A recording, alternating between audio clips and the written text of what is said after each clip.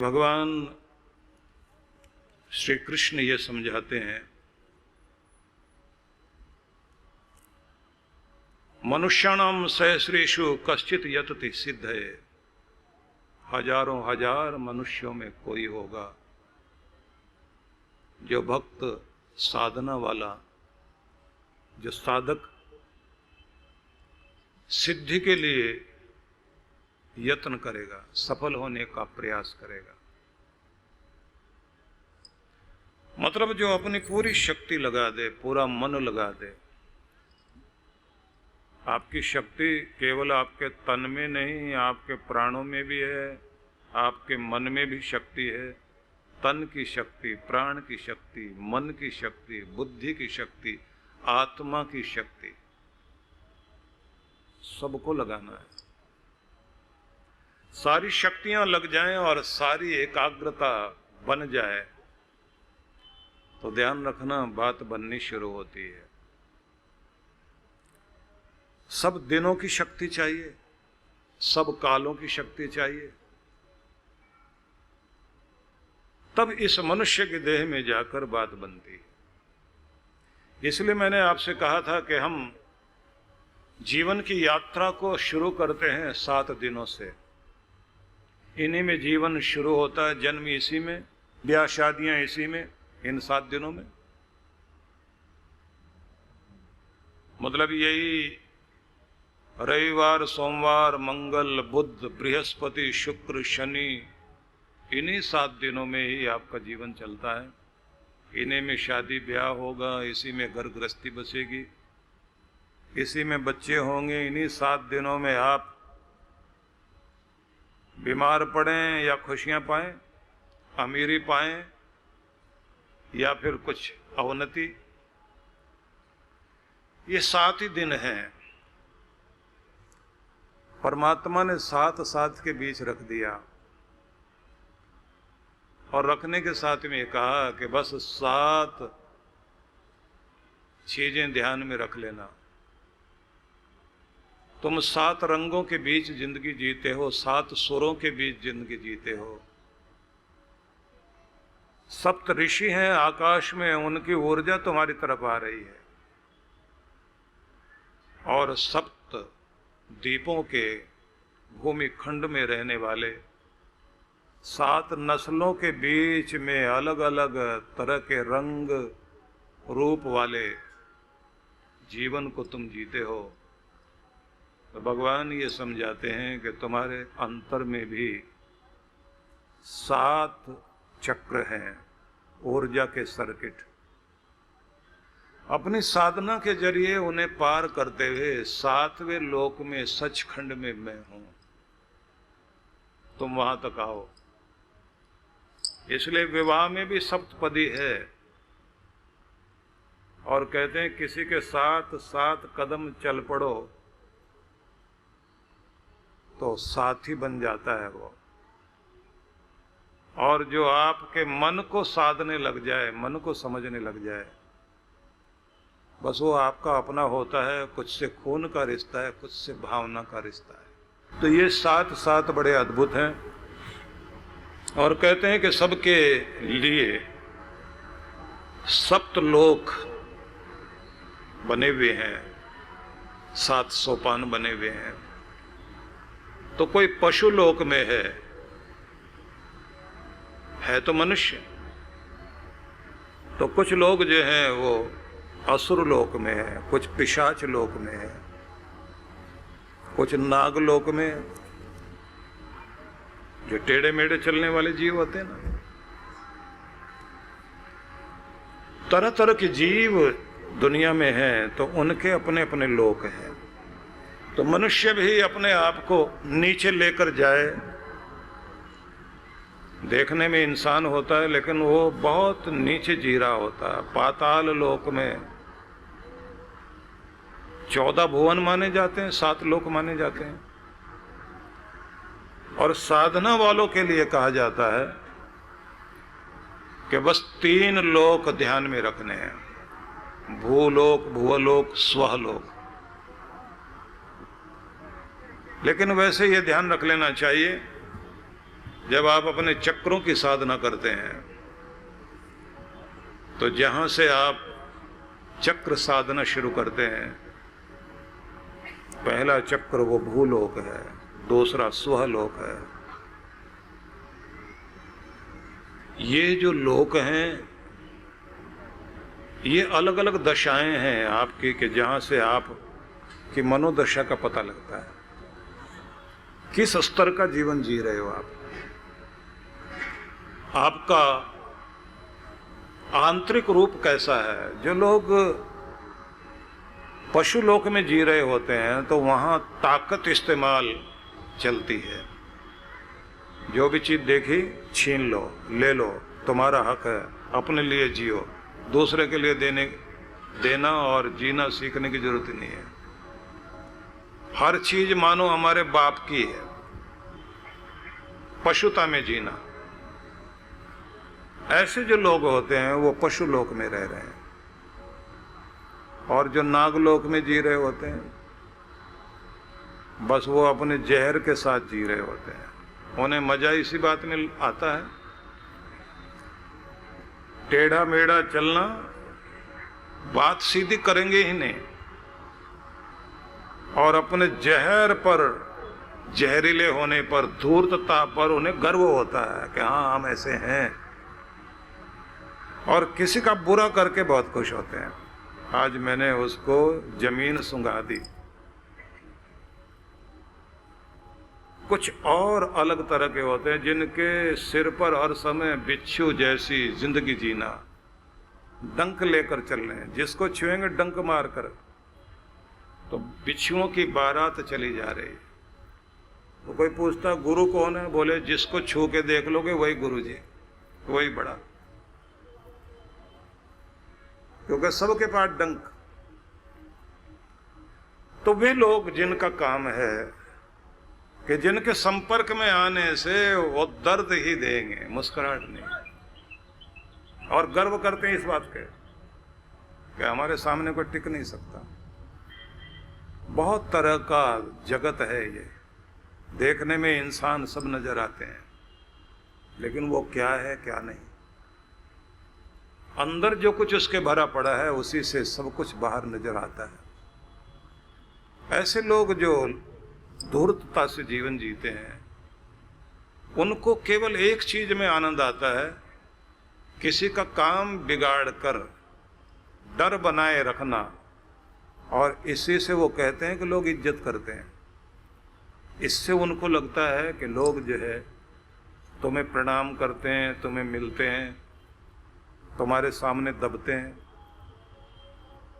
तो ये सब अलग अलग लोग, मतलब अलग अलग मनोदशा, मानसिक स्थिति। लेकिन कुछ लोग होते हैं कि जो प्रकाश में रहते हैं, प्रकाश से आए थे, प्रकाश की ओर जा रहे हैं, रोशनी में है। कुछ वे अंधेरे से आए थे, अंधेरे में जी रहे हैं और अंधेरे में जा रहे हैं। तो असुर लोग जो है वो निशाचर कहलाते हैं। जो उसका मतलब ही होता है निशा में विचरण करना। तो रात्रि होते ही न जाने कितने सारे जीव जंतु, कीड़े मकोड़े बाहर आने लग जाते हैं। उनको सारा दिन इंतजार होता है कि रात हो। तो जिन लोगों की मनोदशा ऐसी होती है, उनको दिन अच्छा नहीं लगेगा, अच्छी बातें अच्छी नहीं लगेगी, अच्छी संगति अच्छी नहीं लगेगी, समझाना अच्छा नहीं लगेगा। उनको कोई समझाने लग जाए तो झगड़ा करने को तैयार हो जाते हैं कि तुम्हें हिम्मत कैसे पड़ी हमको समझाने की। वो समझना ही नहीं चाहते। ऐसे जो निशाचर लोग हैं, उनकी मनोदशा होती है ऐसी। उनको अच्छे अवसर भी मिल जाएं तो बिल्कुल वैसा ही होता है कि जैसे गंदगी में बैठने वाली मक्खी को अगर गंदगी नहीं मिली, कहीं बैठ सकती है वो। फूल भी सामने हो, फूल की तरफ नहीं जाएगी। हाँ, फूल सड़ने लग जाए तो उसे लगता अब काम का हो गया ये, फिर जाएगी, फिर वहां बैठेगी और कूड़ा देखकर खुश होती है। कुछ लोगों को गंदी बातें करने वाले बहुत पसंद आते हैं। उसी तरह के लोग मिल जाएं और वो अपने लोगों को इतना पहचानते हैं, उनकी कोई डायरेक्टरी नहीं बनी होती कि ये लोग रहते कहाँ, दूर से पहचान लेते हैं। नशे वाले पहचान लेंगे, ऐबी लोग एक दूसरे को पहचान लेते हैं। यहाँ से अगर इंदौर से चलकर बॉम्बे चले जाएं, रेलवे स्टेशन पर उतरते ही उनको अपने काम का आदमी दिखाई दे जाता दूर से ही, और इशारे से ही बात कर लेते हैं। इशारा करेंगे है क्या, वो भी कहेगा है, आ जाओ। आप समझ सकते हैं कि वो एक स्तर है। इसलिए जब ये कहा जाता है कि कितने तरह के लोग हैं और वहां कैसे कैसे लोग बसते हैं, तो ये भौगोलिक स्थिति नहीं है, ये मानसिक स्थिति है कि आप किस स्तर पर जीते हैं। जब आपका स्तर गिरने लगता है तो याद रख लीजिए, गिरता जाए आदमी तो गिरता ही जाएगा। शहद इकट्ठा करने वाली जो मधुमक्खियां हैं, जहां भी मिठास होगी और शुद्धता होगी, जहां फूल होंगे, उनको ढूंढकर वहीं पहुंचती है। अच्छे लोग इस बात की कोशिश करेंगे कि जहां कुछ गुण ग्रहण का मौका मिलता है और ऊपर उठने का मौका मिलता है, ढूंढकर वहां जरूर जाएंगे। नहीं तो अकेले बैठे रहें, अकेले रह लेना अच्छा, नहीं तो गलत लोगों के बीच में नहीं जाना। जब गंदे रहने की आदत पड़ जाएगी तो आप कहीं भी बैठ जाओगे। जब शुद्ध रहने की आदत पड़ जाएगी तब फिर आप हर चीज में चुनना शुरू करते हैं। श्रेष्ठ लोग, वरेण्य लोग, उनके अंदर यही तो गुण होता है, उनको वर्ण करना आता है, चुनाव करना आता है। वो चुनाव उस तरह का नहीं है, इलेक्शन वाला नहीं, वो सिलेक्शन वाला है, क्योंकि सिलेक्टेड चीजें लेते हैं। चुन के पहनना, चुन के खाना, चुन के बैठना, चुने हुए लोगों के साथ संगति करना, चुनी हुई बातें उनके पास रहेंगी और विचार भी मस्तिष्क में रखेंगे, चुने हुए विचार। गलत घटिया विचारों को जगह नहीं देंगे। इसलिए आप देख लीजिए कि आप कौन से लोक में हैं। तो एक भूलोक, एक भुवोलोक, एक स्वलोक, ये तीसरा लोक जो स्वलोक है, इसका स्थान माना गया है आपका नाभि केंद्र। और जो महलोक है वो हृदय में है। इसलिए कहते हैं मह पुनातु हृदय, परमात्मा मेरे हृदय को पवित्र करो। कैसे? विशाल बनाकर, महानता देकर। इतना बड़ा उदार हृदय हो कि सारी दुनिया छोटी पड़ जाए, मेरे अंदर सारी दुनिया समा जाए, सब मेरे ही तो है।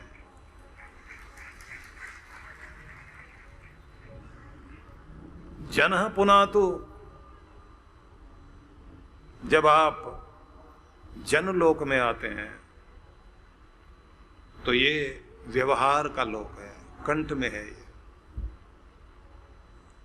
व्यवहार विद्या जब आपको आ जाती है, लोक व्यवहार, तो सफलताएं आपके आसपास इकट्ठी होने लग जाती हैं। ये ध्यान रख लीजिए, लोक व्यवहार बहुत महत्वपूर्ण चीज है। आपको बातचीत ढंग से करनी आनी चाहिए, मुस्कुराकर मिलना आना चाहिए। किसी के काम आओगे, निश्चित रूप से बदला मिलता है। जिन लोगों ने जिनकी थोड़ी भी सहायता की, कहीं ना कहीं वो लोग किसी न किसी रूप में बदला चुकाते हैं। वो नहीं तो परमात्मा अपने आप बदला चुकाता है। एक विधायिका महिला थी चंडीगढ़ में। आदत थी उसकी कि कहीं भी अगर कोई दुखी है तो उसके लिए पहले जाना है। उद्दालक ऋषि 10,000 साल पहले भी उनका कहना था, बिना बुलाए कहाँ कहाँ जाओ। तो एक तो उन्होंने कहा कहीं यज्ञ होता हो, सत्संग होता हो, परोपकार के काम होते हो, सेवा के कार्य होते हो, नहीं किसी ने निमंत्रण दिया तो भी जाना जरूर। और किसी की सहायता करने का मौका, दुख का मारा कोई इंसान हो वो बुलाए ना बुलाए, आवाज दे ना दे, लेकिन अपने अंदर की आवाज सुनकर उसके पास जरूर जाना।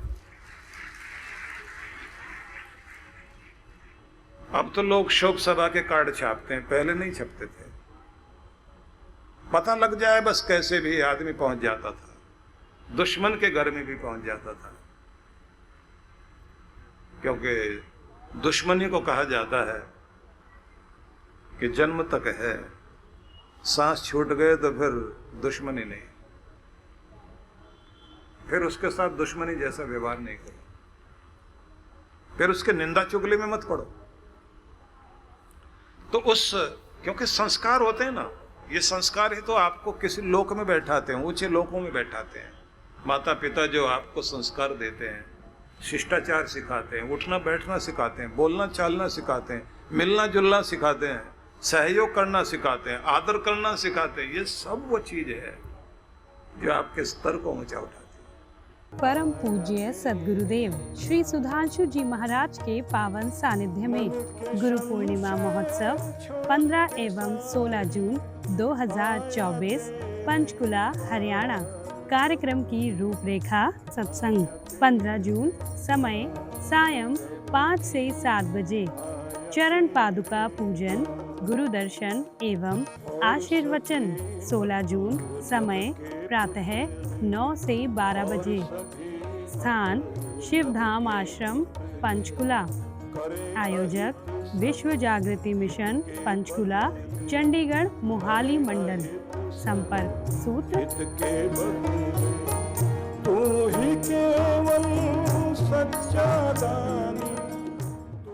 गुरु बिन ज्ञान न होत है, गुरु बिन दिशा अजान, गुरु बिन इंद्रिय ना सधे, गुरु बिन बढ़े न शान। जीवन का पथ जहां से शुरू होता है वो राह दिखाने वाला ही गुरु होता है। गुरु ही वो शख्स हैं जो आपके और परमात्मा के बीच बांध का काम करते हैं और आपको उनसे साक्षात्कार करवाते हैं। हम ऐसे प्यारे गुरुवर को शत शत नमन करते हैं। परम पूज्य सद्गुरुदेव श्री सुधांशु जी महाराज एवं डॉक्टर अर्चिका दीदी जी के पावन सानिध्य में 18 से 21 जुलाई 2024 गुरु पूर्णिमा महोत्सव। मान्यता है कि इस दिन गुरु के दर्शन मात्र से ही आपका भाग्य बदल जाता है और यदि गुरु की मेहर भरी नजर आप पर पड़ गई तो आपका कल्याण निश्चित है। आइए इस दिन गुरु की विशेष कृपा पाने के लिए जुड़े हमारे साथ। कार्यक्रम की रूपरेखा शुभारंभ 18 जुलाई साय 5 बजे से सत्संग, 19 जुलाई प्रातः 8 से 10 बजे गुरु मंत्र सिद्धि साधना, साय 5 बजे से सत्संग, 20 जुलाई प्रातः 8 से 10 बजे गुरु मंत्र सिद्धि साधना, 10 से 11 बजे तक गुरु मंत्र दीक्षा, 11 बजे से दिव्य शक्तिपात क्रिया, साय 5 बजे से सत्संग, 21 जुलाई प्रातः 8 बजे से गुरु दर्शन एवं गुरु पूर्णिमा सत्संग। स्थान शक्ति टेंट द गोल्डन डेकोर, नजदीक जापानी पार्क, सेक्टर 12, रोहिणी, दिल्ली 110085। आयोजक विश्व जागृति मिशन। ऑनलाइन ऑफलाइन गुरु मंत्र सिद्धि साधना के लिए संपर्क करें। आप सभी इस कार्यक्रम में सपरिवार सादर आमंत्रित हैं।